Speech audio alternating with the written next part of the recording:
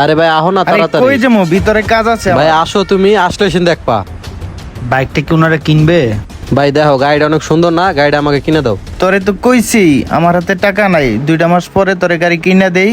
দূর ভাই, গাড়িটা আমার কিনে দাও ভাই। লোকটার আমি নিয়ে আসছি, গাড়িটা আমার লাগবেই। যেভাবে পারো ভাই গাড়িটা আজকে আমার কিনে দাও। এই গাড়ির দাম অনেক টাকা, সে অর্ধেক দামে বিক্রি করতে চাইতেছে। ভাই লোকটার আমি কথা দিছি, তোমার যেভাবে হোক গাড়িটা আমার কিনে দিতে হবে। ওনারা দুই ভাই কথা কাটাকাটি করতেছে। আচ্ছা ঠিক আছে, আমি দেখতাছি।